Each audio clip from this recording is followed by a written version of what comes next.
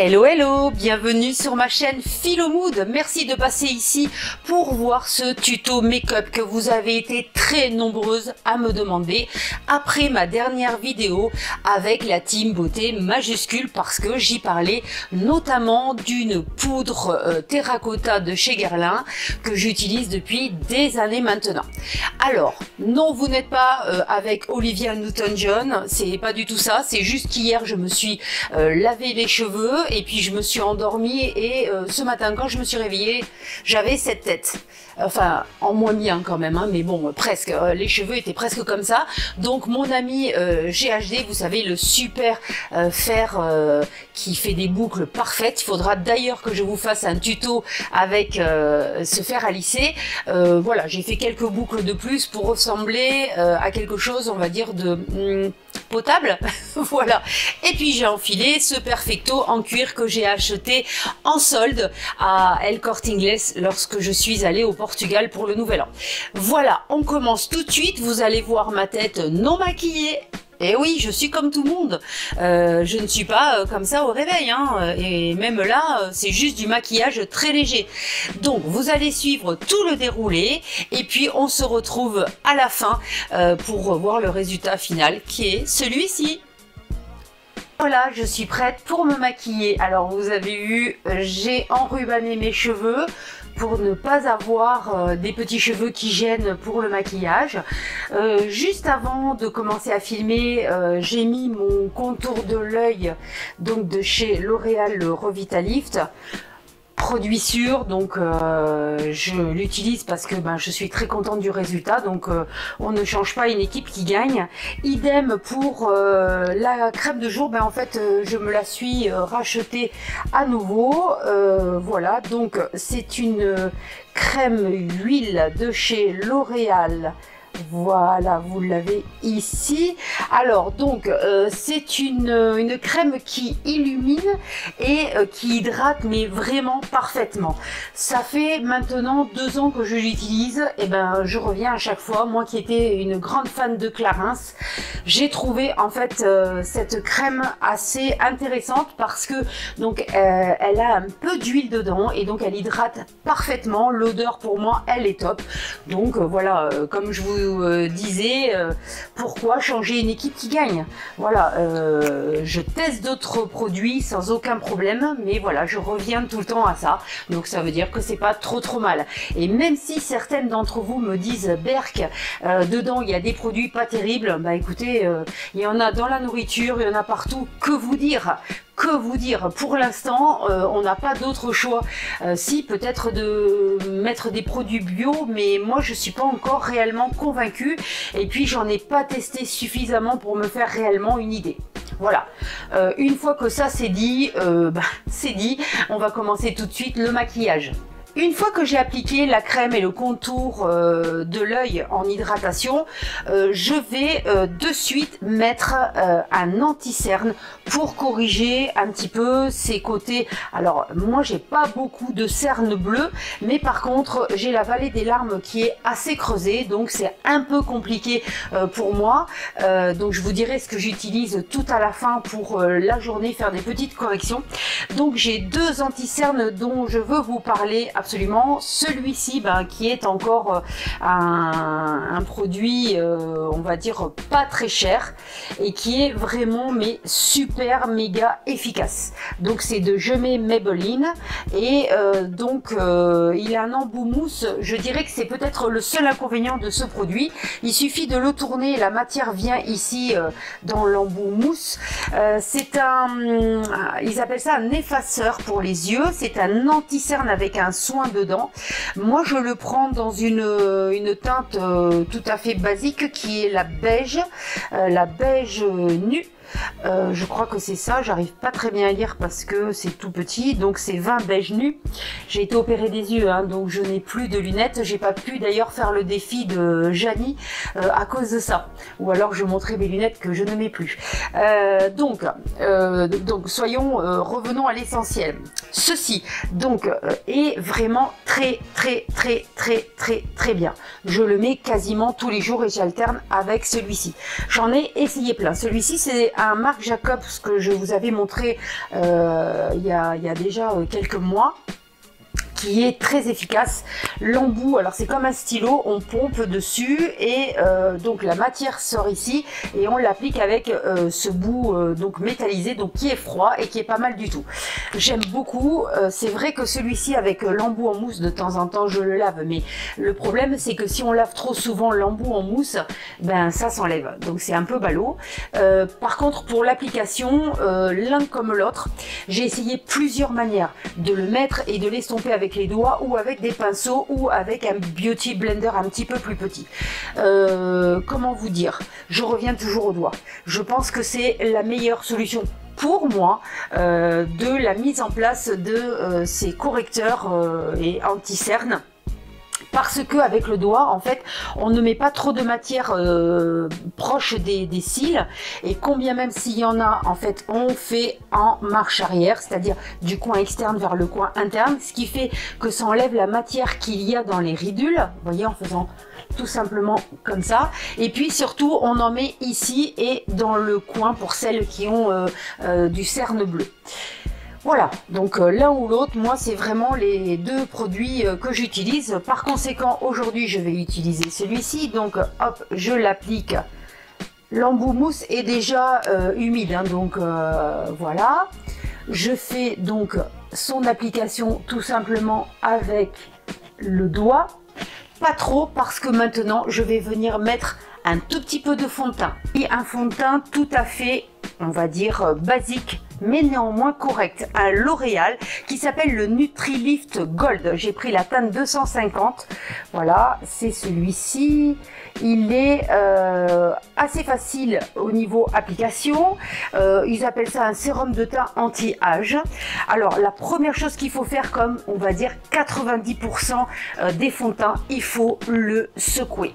Plus vous le secouez, alors pas 3 heures non plus, hein, mais plus vous le secouez, plus la matière va en fait se mélanger et vous n'aurez pas de pâte à caisse. Après, moi j'ai utilisé mais plein de méthodes, soit les doigts, soit le beauty blender, soit le pinceau, et j'avoue que le pinceau donc biseauté d'un côté et de l'autre de la marque Kat Von D, c'est le numéro 10, est pour moi vraiment l'essentiel. Cela dit, pour d'autres fonds de teint, il arrive que je termine soit avec les doigts, soit avec le Beauty Blender. C'est à vous de voir par rapport à la matière. On va juste en mettre une petite goutte d'un côté, une petite goutte de l'autre côté. Pour moi, ça suffit parce que j'aime pas trop quand il y a de la matière. Et on va le poser en fait sur le visage. Voilà. On va commencer... Voilà, comme ceci. Je vais prendre un miroir parce que sinon ça va être compliqué. Et on va venir donc l'étaler doucement. Voilà. Sur tout le visage. Zéro démarcation. Donc ça veut dire que le fond de teint au niveau de la teinte est parfait pour moi. Maintenant, on va venir sur le contour de l'œil et on va en fait poser le pinceau de manière douce pour en fait lier le fond de teint avec l'anti-cerne. Donc voilà, vous pouvez même le faire avec le doigt, ce qui fait qu'en fait il n'y aura pas de démarcation. Attention toujours à votre anti-cerne, il ne faut pas qu'il soit trop clair, sinon ben ça se voit, et pas trop foncé, sinon ça fait des yeux de panda. Une fois que c'est terminé, vous prenez votre miroir et vous regardez si ça vous semble parfait, c'est-à-dire qu'il n'y ait pas de démarcation qu'on voit par exemple au niveau des oreilles et au niveau du cou. Autre petite astuce que je vais aussi vous donner si vous ne la connaissez pas, pour le contour des lèvres, quand on a des petites ridules et qu'on a peur que ça se voit, ou pour éviter que par exemple le rouge à lèvres ne file selon la matière, il suffit tout simplement de mettre un petit peu de correcteur anti-cerne et ça va éviter d'attirer le regard sur les ridules autour de la bouche. Voilà, donc là, l'étape, on va dire maintenant, du fond de teint est faite. Nous allons illuminer tout ça.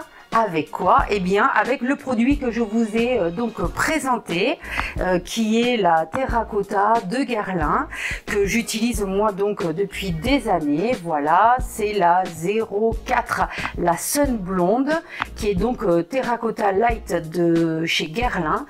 Donc, vous prenez un pinceau qui est assez fluffy. Fluffy, ça veut dire tout doux, avec les poils qui vont être assez espacés et donc qui ne vont pas être serrés et avoir un rendu compact, parce que pour la mise en place de ce type de produit, le pinceau compte beaucoup. Alors celui-ci, je sais plus où je l'ai acheté, mais bon, vous en trouverez partout chez Sephora et ailleurs sans problème. Vous donc vous prenez de la matière. Alors attention de ne pas en prendre trop, parce que sinon vous avez tendance à revenir de vacances. Donc il faut vraiment avoir la main légère. Et puis on tapote d'abord tout le tour externe du visage. Alors je sais pas si vous allez le voir, mais ça va vite montrer son rendu. Voilà, donc vous faites bien le 3, hein, le fameux 3 qui va vous permettre de creuser notamment un tout petit peu ici et d'illuminer le pourtour de votre visage. Je vais prendre mon miroir pour voir un petit peu si... voilà, il ne faut pas que je rajoute un petit peu de matière. Alors, il n'y a pas que celui-là hein, chez Guerlain. Celui-ci a un côté, on va dire, un petit peu pailleté parce que il y a de la matière dorée dedans, illuminatrice donc, mais vous en avez des plus mat. Hein, donc surtout, prenez celui qui vous convient le mieux. N'hésitez pas à aller voir les jolies jeunes filles Sephorettes. Oups, je crois que ça s'est enlevé. Donc je vous rejoins de suite, je vais remettre les cheveux à l'intérieur de mon petit foulard. Voilà, le rafistolage est fait, donc voilà. Donc j'étais en train de vous dire surtout d'aller voir les Sephorettes pour qu'elles vous conseillent au niveau, on va dire, des couleurs. Hein. Ne vous lancez pas toute seule à prendre des terracottas un peu trop sombres par rapport à la carnation de votre peau, parce que sinon ça va être la catastrophe. Voilà, donc je sais pas si vous voyez, mais bon, en tout cas, ça donne un rendu, on va dire, assez sympa. J'espère qu'au niveau lumière, ça fait pas trop foncé pour vous. Pour moi, pour de vrai, c'est pas mal. Je vais continuer ce maquillage avec un petit crayon de chez MAC qui est le A21. Voilà, qui est en fait un crayon colle qui est bleu nuit. Par contre là, je vais pas réussir à le faire, surtout avec la main dont j'ai été opérée. Donc on se retrouve de suite et vous verrez le rendu une fois que ça sera mis. Voilà, une fois que le crayon a été mis, ça donne ça.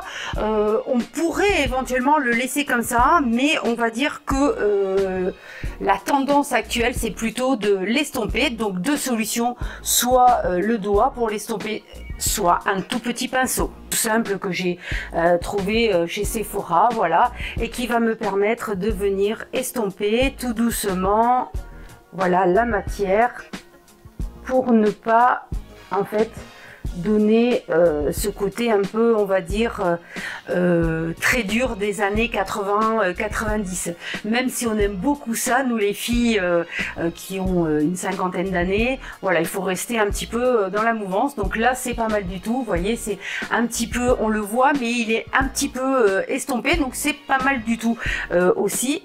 Voilà, donc la matière, elle est mise. Et puis on va pratiquement arriver à la fin de ce maquillage. Et oui, vous dites déjà, ben oui, c'est très très rapide, hein, moins de, allez, entre 7-8 minutes, parce que je prends mon temps. Mais là, vous allez tout simplement prendre un pinceau. Voilà, tout simple. Celui-ci, c'est un pinceau également de chez Sephora. Je prends la palette de blush que j'ai choisi de Make Up Forever. Donc c'est une petite boîte en fait avec un miroir et puis à l'intérieur vous choisissez les couleurs que vous voulez. C'est aimanté, c'est vraiment super.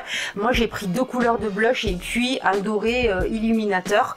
Je vais prendre donc une des deux couleurs que je vais, voilà, faire très attention au niveau du pinceau lors de l'application, et je vais venir tapoter le haut de la joue.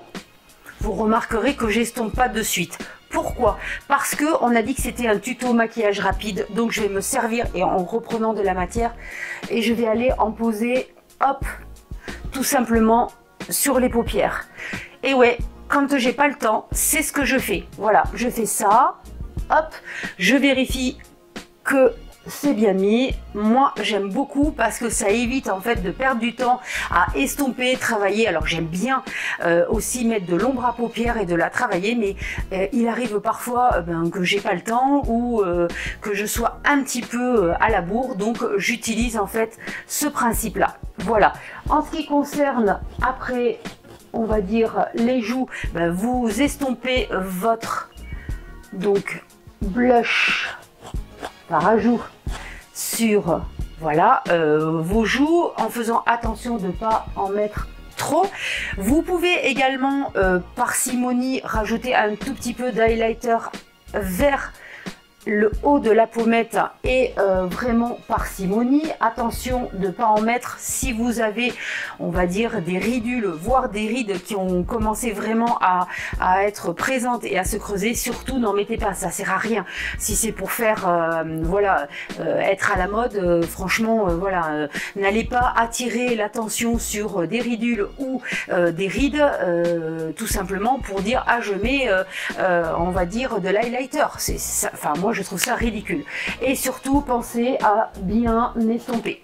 Vous remarquerez que je ne suis pas make-up artiste, je sais pas si je vais le redire ou pas, mais bon, voilà, moi je suis une femme normale et active, donc je fais par rapport à ce que j'ai, et je pense que je suis pas trop mal au niveau, on va dire, de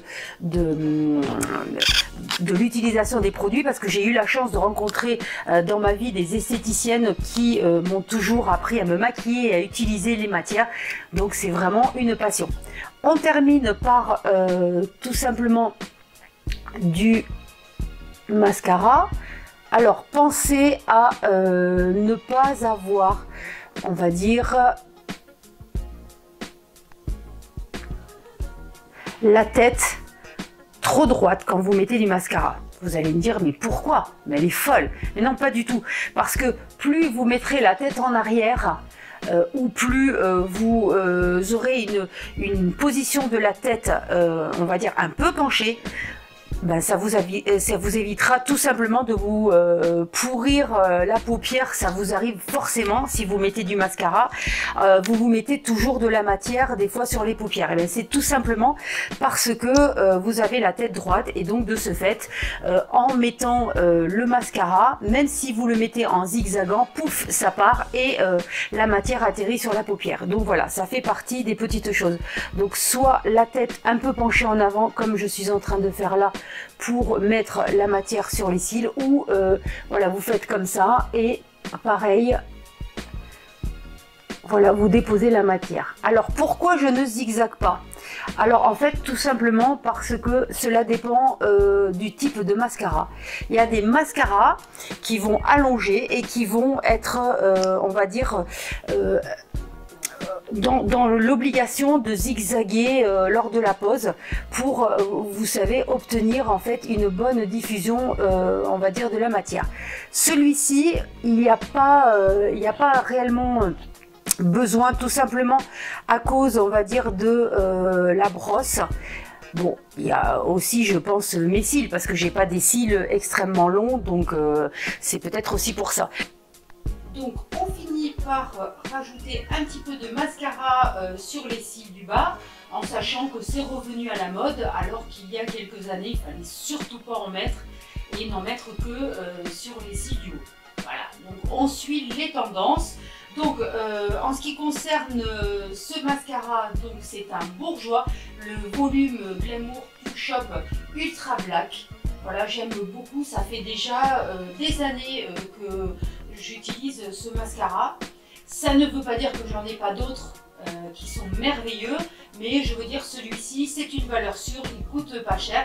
Si vous aimez avoir des grands cils et des cils, voilà, ça c'est Sandrine qui envoie un petit message parce qu'elle sait qu'aujourd'hui je fais cette vidéo et que je suis en mode Olivia Newton-John dans Grease.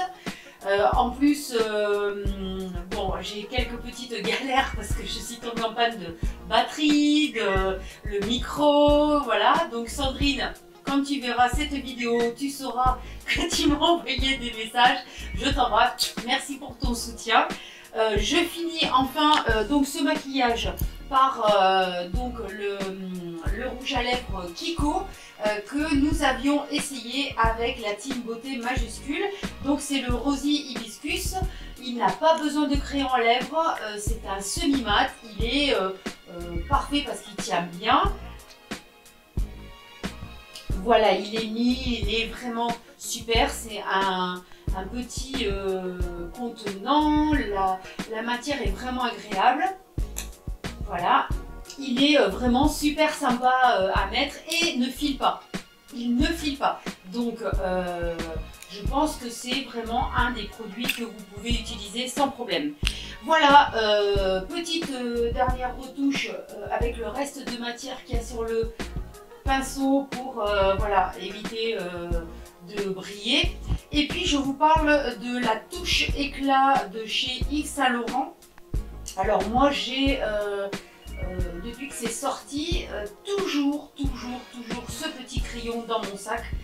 C'est le numéro 2. Pourquoi? Parce que donc comme j'ai la vallée des larmes un peu creusée, dans la journée il arrive que je me fasse des petites retouches pour donner un petit côté de lumière. Et donc voilà, quand je sens que ça s'assombrit, ça permet de mettre, on va dire, le visage en lumière. Pareil, hein, toujours parcimonie, on ne met pas trop de matière et on tapote pour que la matière soit travaillée de manière, on va dire, efficace et pas en paquet. Conseil donc d'une make-up non artiste, mais avec un peu d'expérience quand même, parce que j'ai quand même commencé à me maquiller aux alentours de 16-17 ans, comme je pense beaucoup d'entre vous, et que voilà, au fur et à mesure on s'améliore et puis on connaît notre peau, on connaît aussi les petites techniques pour éviter d'avoir de la surbrillance ou avec l'âge, comment on fait pour dissimuler ou du moins atténuer les ridules, voire les rides. Donc voilà. Voilà.